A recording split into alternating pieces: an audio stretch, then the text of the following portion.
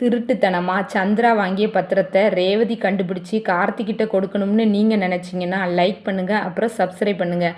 ஆசிரமம் கட்ட போகும் பத்திரத்தை வச்சு தான் 1 வருஷத்துக்கு முன்னால் பணம் தேவைப்படுதுன்னு சேட்டுக்கிட்ட கார்த்தி 5 கோடி பணம் வாங்கியிருக்காரு. கார்த்தி அந்த பணத்தை சேட்டுக்கிட்ட கொடுத்துட்டு பத்திரத்தை வாங்கணும்னு நினச்சி மயில் வாகனமும் கார்த்தியும் காரை எடுத்துகிட்டு கிளம்புற நேரத்தில் சந்திரா இவங்க எங்கே போகிறாங்க, ஏதோ விஷயம் இருக்குன்னு பின்னாடியே சந்திராவும் அந்த காரை ஃபாலோ பண்ணி போக இன்னொரு காரில் ஏறி சேட்டு வீட்டில் போய் நிறுத்துகிறாங்க சந்திராவும் அந்த கார்த்தியும். கார்த்தியும் மயில் வாகனமும் உள்ளே ஏறி போனவுடனே சேட்டுவை கூப்பிடுறாரு. சேட்டுவோட மனைவி வந்து அவர் இறந்துட்டாரு, என் பையன்தான் எல்லா வரவு செலவு கணக்கையும் பார்க்குறாரு, ஆனால் அவன் ஊரில் இல்லைன்னு சேட்டோட மனைவி சொல்ல, கார்த்தியும் அவர் ஊரில் இல்லையா, அவரோட ஃபோன் நம்பர் இருந்தால் கொடுங்க, நான் அவர்கிட்ட ஃபோனில் பேசிக்கிட்டேன்னு சொல்ல சேட்டோட மனைவியும் ஃபோன் நம்பரை கொடுத்துட்றாங்க. உடனே அங்கேருந்து மயில் வாகனமும் கார்த்தியும் கிளம்பி வெளியே வந்து சேட்டோட பையனுக்கு ஃபோன் பண்ணுறாங்க. கார்த்தியும் உங்கள் அப்பா கிட்ட என்னோட நில பத்திரத்தை கொடுத்து பணம் வாங்கியிருந்தேன், இப்போ பணம் ரெடியாக இருக்குது, அந்த பத்திரம் வேணும்னு கார்த்தி சொல்ல சேட்டோட பையன் நான் ஊருக்கு வந்துட்டேன், வர 2 நாள் ஆகும், வந்த உடனே பணத்தை வாங்கிட்டு பத்திரத்தை வாங்கிக்கிடுங்கன்னு சொல்லி 2 பேரும் ஃபோனை வச்சிடுறாங்க. இதை ஒளிஞ்சிருந்து பார்த்துக்கிட்டு இருந்த சந்திரா இந்த பத்திரத்தை அவன் கையில் கிடைக்க விடக்கூடாது, நம்ம பேருக்கு எழுதி வாங்கணும்னு திட்டம் போட்டு அங்கேருந்து கிளம்பி சிவனாண்டியை பார்க்க போகிறாங்க. சிவனாண்டிக்கிட்ட சந்திரா அந்த டிரைவர் பயலோட பத்திரம் ஒன்று சேட்டுக்கிட்ட இருக்குது, அந்த சேட்டு இறந்ததுனால அவரோட பையன்தான் வரவு செலவு கணக்கெல்லாம் பார்க்குறாரு, அவர் ஊரில் இல்லையா, 5 கோடி பணம் தேவைப்படுதுன்னு பத்திரத்தை கொடுத்துட்டு பணம் வாங்கியிருக்கான் அந்த டிரைவர் பையன். இப்போ அந்த 5 கோடியை கொடுத்துட்டு பத்திரத்தை வாங்கலாம்னு நினைக்கிறான். நாம் அந்த பத்திரத்தை டிரைவர் பயலுக்கு கிடைக்க விடக்கூடாது, இதில் நம்ம ஜெயிச்சே ஆகணும், அந்த டிரைவர் பைய தோக்கணும்னு சந்திரகலாவும் சிவனாண்டியும் சதி திட்டம் தீட்டுறாங்க. அது என்ன திட்டம்னா, சந்திரா சிவனாண்டிக்கிட்ட அந்த சேட்டு பையன் இருக்கிற ஊருக்கு போங்க, அவங்கிட்ட டிரைவர் கொடுக்க போகிற பணத்தை விட நான் அதிகமாக தரேன்னு சொல்லி அந்த பத்திரத்தை நீங்கள் வாங்கிட்டு வாங்கன்னு சொல்லி சந்திரா சிவனாண்டியை அனுப்பி வைக்கிறா. சிவனாண்டியும் சேட்டு பையன் இருக்கிற ஊருக்கு போய் சேட்டு பையன்கிட்ட சிவனாண்டி கார்த்தி உங்களுக்கு ஃபோன் பண்ணுறாங்களான்னு கேட்க, ஆமாம் நீங்கள் யாருன்னு சேட்டோட பையன் கேட்க, சிவனாண்டியும் கார்த்தியோட பத்திரம் உங்ககிட்ட தான் இருக்குது, அந்த கார்த்தி தர வேண்டிய 5 கோடி பணத்தை விட கூடுதலாக 2 கோடி தரேன், அந்த பத்திரத்தை எங்கிட்ட தாங்கன்னு சொல்லி சிவனாண்டி கேட்க, சேட்டோட பையனும் அதெல்லாம் முடியாது, பத்திரத்தை நான் தரமாட்டேன், கார்த்தி எங்கள் அப்பாவை நம்பி பத்திரத்தை கொடுத்துருக்காங்க, நான் அவங்களுக்கு துரோகம் பண்ண மாட்டேன்னு சேட்டோட பையன் சொல்ல, சிவனாண்டி உடனே துப்பாக்கியை எடுத்து சேட்டோட பையன் நெத்தியில் வச்சு பணத்தை வாங்கிட்டு பத்திரத்தை குடிக்க இல்லை உன் உயிரை எடுக்கட்டான்னு மிரட்டுறான். உடனே சேட்டும் பயந்து போய் நான் பத்திரத்தை தந்துடுறேன் என்னை விட்டுருங்கன்னு கத்துறான். சிவனாண்டி பத்திரத்தை கொடுங்கன்னு கேட்க சேட்டும் உடனே பத்திரம் இங்கே இல்லை, ஊரில் தான் இருக்குது, ஊருக்கு போயிட்டு தரேன்னு சொல்லி சேட்டோட பையன் சிவனாண்டிக்கிட்ட போய் சொல்கிறாரு. சிவனாண்டியும் ஊருக்கு போன உடனே பத்திரம் என் கைக்கு வரணும், இல்லைனா உன் தலை வெடிச்சிரும்னு சொல்லி அங்கேருந்து கிளம்புறாரு. சிவனாண்டி போன உடனே சேட்டோட பையன் நம்ம கார்த்திகைக்கு துரோகம் பண்ணக்கூடாதுன்னு நினச்சி கார்த்திகைக்கு ஃபோன் பண்ணி உங்கள் பத்திரத்தை ஒருத்தன் 7 கோடி தரேன்னு சொல்லி மிரட்டுறான். நான் முடியாதுன்னு சொல்ல என்னை சுற்றுவேன்னு அவன் மிரட்டுறான், அதனால் பத்திரத்தை தரேன்னு சொன்னேன். பத்திரத்தை உடனே கேட்டால் நான் ஊரில் இருக்குன்னு போய் சொல்லி ஊருக்கு போன உடனே தரேன்னு சொல்லி சமாளித்தேன், இல்லைனா என்னை சுற்றுவான், அதனால தான் நான் இப்படி செஞ்சேன்னு சேட்டோட பையனும் சொல்ல, உடனே கார்த்தியும் மனசில் நினைக்கிறான், இது யாரோட வேலையாக இருக்கும், சந்திராவோட வேலையாக இருக்கும், இல்லைனா அந்த சிவனாண்டியோட வேலையாக இருக்கும்னு நினச்சிட்டு நீங்கள் ஊருக்கு வாங்க பேசிக்கிடலானும்னு 2 பேரும் ஃபோனை வச்சிடுறாங்க.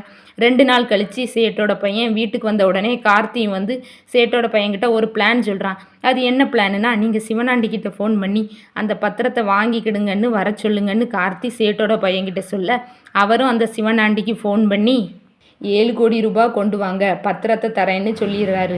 உடனே சிவனாண்டியும் 7 கோடி வேணுமென்னு நினச்சி சந்திராவுக்கு ஃபோன் பண்ண, சந்திராவும் சாமுண்டேஸ்வரி வீட்டில் ஒரு பத்திரத்தை எடுத்து விற்று 7 கோடி ரூபாய் பணத்தை புரட்டி அதை சிவனாண்டிக்கிட்ட கொடுத்துட்றாரு. உடனே சிவனாண்டியும் அந்த பணத்தை எடுத்துட்டு சேட்டோட பையன் வீட்டுக்கு சிவனாண்டி வந்து பணத்தை கொடுத்துட்டு பத்திரத்தை வாங்கிட்டு போங்க. கார்த்தியும் சிவனாண்டி பத்திரத்தை வாங்குறதுக்கு போனதில் வீடியோ எடுத்து அந்த சிவனாண்டியை ஃபாலோ பண்ணி பின்னாடி கார்லேயே நம்ம கார்த்தி போக சிவனாண்டியும் சந்திராவும் ஒரு இடத்துல மீட் பண்ணுறாங்க. சிவனாண்டி சந்திரா கிட்ட அந்த பத்திரத்தை கொடுக்குறான். கொடுத்த உடனே சந்திராவும் அந்த டிரைவர் பைய பத்திரம் நம்மக்கிட்ட இருக்குது, அவன் வசமாக மாட்டிக்கிட்டான், என்ன பண்ணுறான் பார்ப்போன்னு 2 பேரும் ரொம்ப சிரிக்கிறாங்க. அதுக்கப்புறம் சந்திரா சிவனாண்டி கிட்ட இந்த பத்திரத்தை நான் வச்சுக்கிடுறேன், என் பேரில் இந்த இடத்த நாளைக்கு நம்ம ரிஜிஸ்ட்ரேஷன் பண்ணிடலான்னு சந்திரா சிவனாண்டி கிட்ட சொல்கிறத கார்த்தி மறைமுகமாக ஒரு மரத்துக்கு பின்னாடி இருந்து ஒளிஞ்சிருந்து பார்த்துக்கிட்டு இருக்கான். பிறகு சிவனாண்டியும் சந்திராவும் அங்கேருந்து கிளம்புறாங்க. வீட்டுக்கு வந்த உடனே கார்த்தியை மயில் வாகனம் எங்கே போயிட்டு வரீங்க சகலன்னு கேட்க அதுக்கு கார்த்தியும் நடந்தது எல்லாத்தையும் மயிலுக்கிட்ட சொல்ல உடனே மயிலும் சின்னத்தை அந்த பத்திரத்தை அவங்க ரூமில் தான் வச்சுருப்பாங்க, நம்ம நைட்டோட நைட்டாக திருடிடுவோன்னு பிளான் பண்ணுறாங்க. உடனே கார்த்தியும் எல்லோரும் தூங்கினதுக்கப்புறம் சின்னத்தை ரூமில் போய் எடுப்போன்னு பிளானை முடிச்சிடுறாங்க. நைட் ஆகுது, எல்லோரும் தூங்குறாங்க. சாமுண்டீஸ்வரி மட்டும் ஹாலில் உட்காந்து கம்பெனியோட வரவு செலவு கணக்கு எல்லாத்தையும் பார்த்துட்டு இருக்காங்க. உடனே மயிலும் அங்கே வர அத்தை என்ன இங்கே உட்காந்துக்கிட்டு இருக்காங்க, சின்னத்தை ரூமில் போய் எப்படி எடுக்கிறதுன்னு மயில் கார்த்திகிட்ட கேட்க கார்த்தியும் அத்தை இப்போ கிளம்பிடுவாங்க, அதுக்கப்புறம் போய் பத்திரத்தை எடுக்கலாம்னு கார்த்தி சொல்கிறாரு. கார்த்தியும் மயில் வாகனமும் வெயிட் பண்ணுறாங்க. அத்தை எப்போ கிளம்புவாங்க, கிளம்புனாதானே பத்திரத்தை எடுக்க முடியும்னு நினைக்க உடனே சாமுண்டீஸ்வரியும் கணக்கு வழக்க பார்த்துட்டு கிளம்பிடுறாங்க. உடனே மயிலும் கார்த்திகிட்ட சகல அத்தை கிளம்பிட்டாங்க வாங்க போகலாம்னு சொல்லும்போது ரேவதி தண்ணி குடிக்க வராங்க, அதாவது கீழே வராங்க கிச்சனுக்குள்ளே. உடனே மயிலும் சகலன்னு கற்ப போக வேண்டாம் ரேவதி வரான்னு சொல்ல 2 பேரும் மறைஞ்சு நின்றுறாங்க. ரேவதி கிச்சனுக்குள்ளே தண்ணியை குடிச்சிட்டு மேலே போயிடுறாங்க. உடனே மயிலும் ரேவதியும் போயிட்டாங்க. வாங்க சகல போகலாம்னு சொல்லிட்டு இருக்கும்போது ரேவதியும் என்ன கார்த்தியை காணும்னு கீழே வர 2 பேரும் போர்வையை, அதாவது மயிலும் நம்ம கார்த்தியும் போர்வை மூடிட்டு இருந்ததை பார்த்து ரேவதி ஐயோ அம்மா பேயின்னு கத்த எல்லோரும் ஹாலுக்கு ஓடி வராங்க.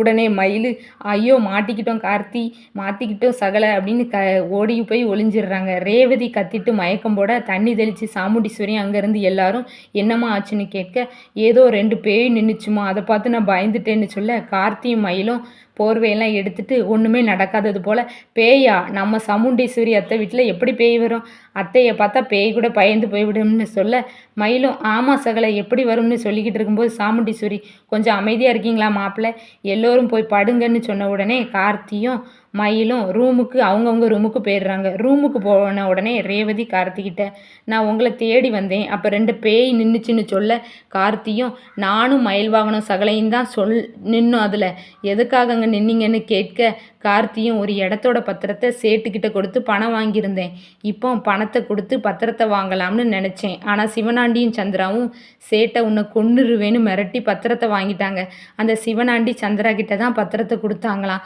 அதான் அதை திருடுறதுக்கு நானும் மயில் சகலையும் எல்லோரும் தூங்கினதுக்கப்புறமா சந்திராத்த ரூமில் போய் தேடி பார்த்து எடுக்கலாம்னு நினச்சோம், ஆனால் முடியலை, நாளைக்கு அவங்க அந்த பத்திரத்தை அவங்க பேரில் ரிஜிஸ்ட்ரேஷன் பண்ணலாம்னு முடிவு பண்ணியிருக்காங்க, அதுக்குள்ளே அந்த பத்திரத்தை நம்ம கைப்பிச்சு ஆகணும்னு சொல்ல ரேவதியும் நீங்கள் கவலைப்படாதீங்க, நாளைக்கு டாக்குமெண்ட் உங்கள் கையில் இருக்கும்னு சொல்லிட்டு வாங்க, சொல்லிட்டு தூங்கலாம்னு கார்த்தியும் ரேவதியும் தூங்கிடுறாங்க.